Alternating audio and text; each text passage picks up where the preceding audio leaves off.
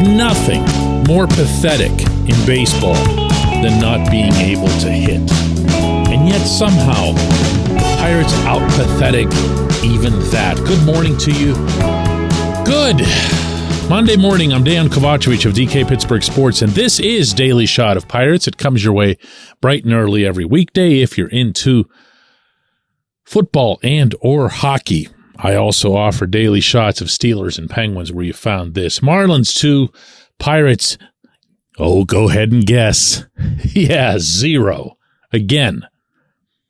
5 hits, all singles, all from the usual suspects. It's pathetic. I'm not saying that to sound dramatic or hot take-ish. It's actually pathetic. And if you think I'm being over the top here, I want you to listen to this and listen to this carefully. I'm going to read off for you 4 names of 4 players who are in the lineup regularly. Ji-hwan Bae is in an 0 for 30 slump. Jack Sawinski is in an 0 for 29 slump. Rodolfo Castro is in a 1 for 25 slump. Austin Hedges, who just perpetually slumps, is 0 for his past 17. If you add those 4 up, you're just not going to believe this. Those 4 players are a combined 1 for their past 101. 1 for 101. I am not making this up. And no, I do not have a batting average to attach to that because my calculator doesn't have that many decimal points to farm it out. And they continue to not be replaced, which of course you can blame on Ben Cherington. They continue as a result to get run out there, which of course you can blame on Derek Shelton.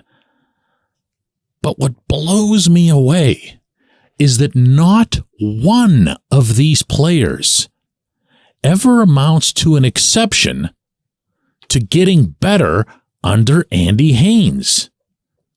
That's more staggering to me than the 1 for 100. You would think that a hitting coach of any knowledge, skill level, whatever it is, would be able to fix just one of them, to help one of them get to the point where they at least aren't a catastrophe waiting to occur in the batter's box. We're not talking about, get up to 250 or 260 for your batting average. We're talking about just not making an out every single time you stride up there.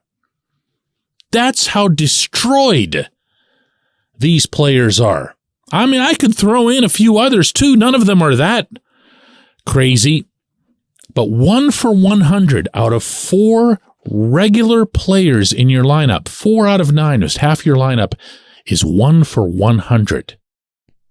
How does that happen? How is that allowed to happen? Any of it.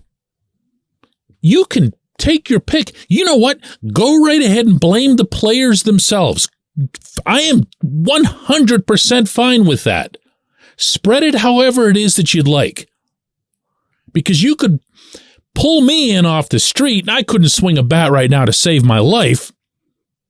But I'd go more than 1 for 100. I just would. I'd just stand there and just randomly swing the wooden thing as much as I could with as much force and try to time it and just hope.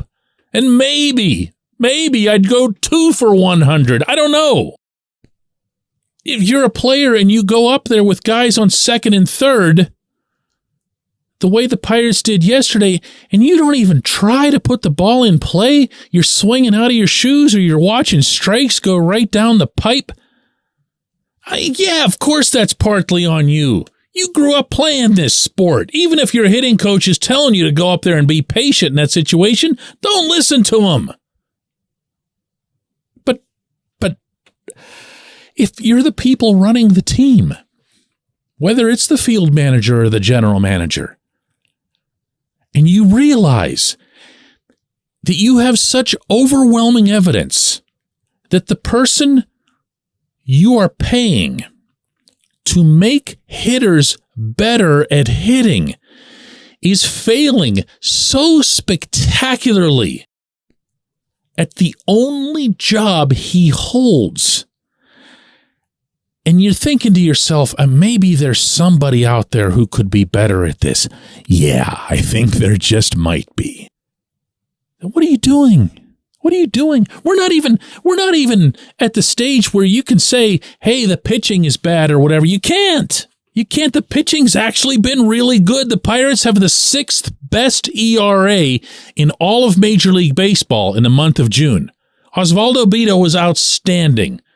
Johan Oviedo's been really good. Mitch Keller's been good. Rich Hill's been, he's getting you enough to win, okay? You might have Quinn Priester up here sooner rather than later. He just had a terrific outing this weekend for Indianapolis. It's not about the pitching. It's not even about the fielding, although that can occasionally suffer from somebody carrying their bat out there with them, so to speak.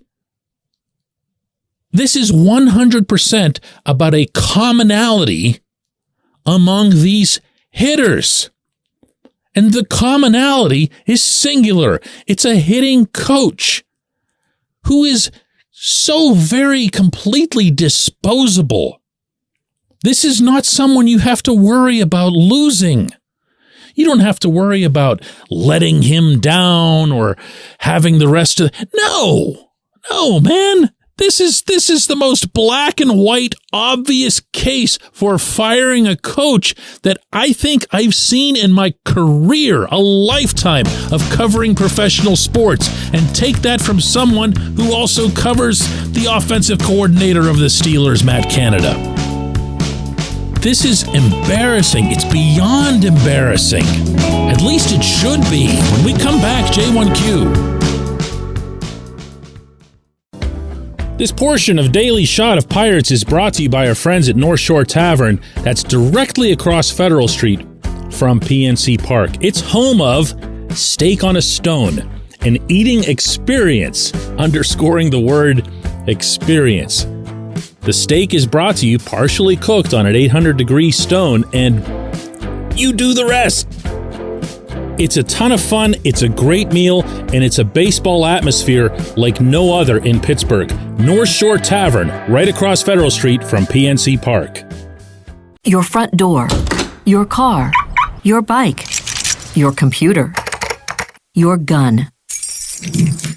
Safety is a habit. Every day you lock and secure your home and everything you want to keep safe. Gun safety and responsible storage are no different and the best way to help prevent accidents, misuse, and theft. If you have a firearm, own it, respect it, and secure it. Visit ProjectChildSafe.org. Brought to you by the National Shooting Sports Foundation and the Bureau of Justice Assistance.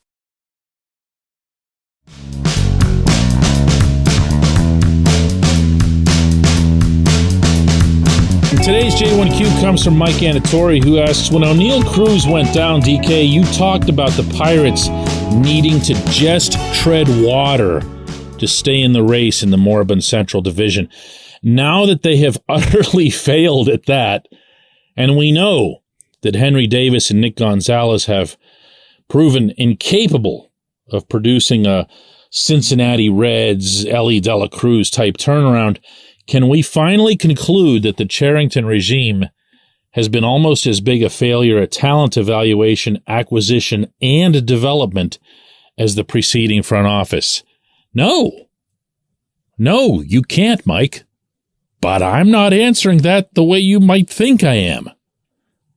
Hear me out on this, okay? Neil Huntington had his teardown period. That took around 3 years. By 2010, they lost 105 games, fired John Russell, brought in Clint Hurdle. Things didn't get better right away. They started to look up in 2012. 2013 comes along, and here comes the difference. Forget the amount of time and whatever, because every circumstance is different. The difference is that in that season, the first one in which the Pirates showed so much as a glimmer of being competitive among their peers in the Central, even though the Cardinals were still good, even though the Cubs and other teams, I mean, it wasn't a tank division. There were some decent teams there. As soon as the Pirates got competitive, Huntington did go and add pieces with the blessing of Bob Nutting, Frank Coonley, and everybody else. They added payroll. They added veterans. They added a former MVP in Justin Morneau. Aramis Ramirez came in. Some good players were added from the outside. And things just got progressively better over the course of that season. Of course, it was all led by Andrew McCutchen being an MVP, but by the time they got to the playoffs, there was a real thing. They didn't run and hide from it. They didn't back down from it. They didn't try to find excuses to not do it. That's what you're seeing and hearing from Cherington right now. On his weekly radio show yesterday, you're going to think I'm making this up too, but it's totally true. He actually stated that he would make a decision about whether to buy or sell at this coming trade deadline based on how the team does. He put it on them. He said, well, we'll see how they do. Let's see how the players do. But are you separate from them? Are you distancing yourself from this? Are you saying that it's okay for you to just idly plop yourself onto the figurative couch and watch O'Neal Cruz get hurt and never get replaced?